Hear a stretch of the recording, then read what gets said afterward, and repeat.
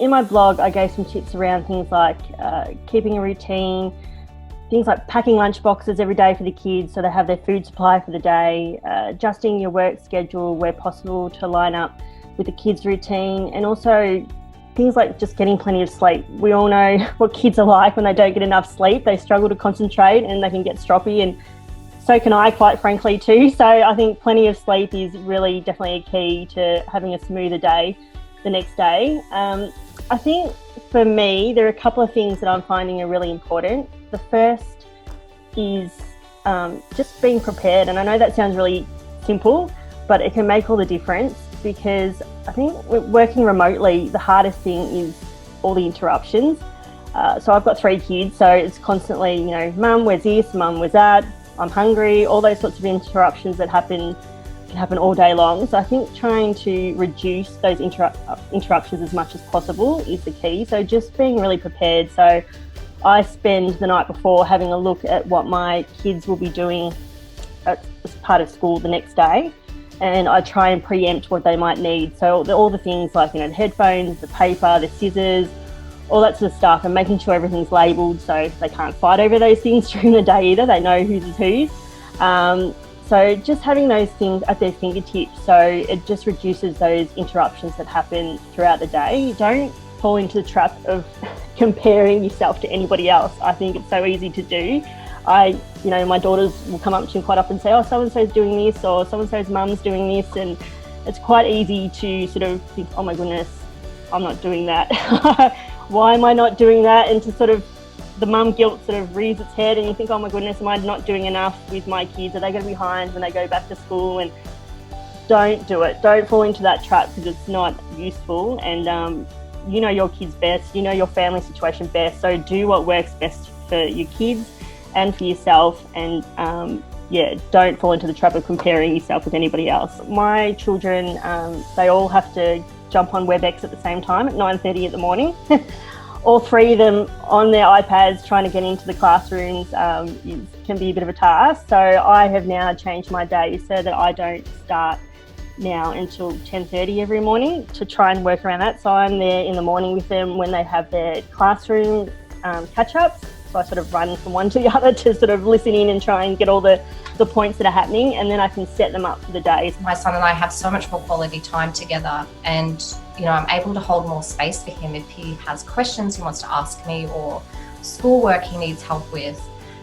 Whatever he needs, I'm right there. I'm one room away essentially. So that's been really, really nice. Strategies we've applied, and I think a few of them have been touched on already, but one thing that kind of was it's really set us on the right path was dividing and conquering. So actually making time to plan, how are we going to do this? Not just we'll roll with the punches, we'll go with it and see what happens. It really helped create, a good dialogue and a good communication to go, right, where's the flex and where's the give? What can you kind of change in your schedule? What can you move in mind? And I guess an example of that is I start my day at 6 a.m. and then work through to 8:30 a.m. And then my wife has her meeting from 8:30 to 9:30. So I can step in and help out and look after the boys from that time. And it gives me a little bit of flex throughout the day that I can drop tools when I need to and swing into full parent mode. So it just kind of works that way. And having that kind of, it wasn't a written agreement, but it was a verbal agreement of what we were going to do and where the flex could potentially be, really helped us when, for example, yesterday my son was about 5 meters away and projectile vomited while I was on a conference call. And because we had a good dialogue and we knew exactly what the criticality of our days looked like, I knew that my call was, look, sorry guys, this is an in-house call. I'm really sorry, I've got to drop everything because I've got something to clean up. And it just really helped from that instance. But we do make sure that we carve out time as well as a family to have dinner together. So my wife does the breakfast, I do the lunch routine, and then we all sit down together as a family. That's really important, that they don't see, one or the other and get this divided family approach if possible from us, because we do want to make sure we're carving out that special time for us as a group. And then there was also, the routine. So it was touched on earlier by Jane. The routine's so important. I think it took a couple of days for our kids to kind of get their head around it, with they're not going to the park and they can't play on the playground and life's changed a little bit. But the routine also really helped us. It just helps you give a structure that you can spot those opportunities where I can book my one-to-ones in with the team, and I can take the boys for a walk around the block in the pram and take them off to the park and stand there with my team on a Zoom call, and it's not impacting work or home life too much.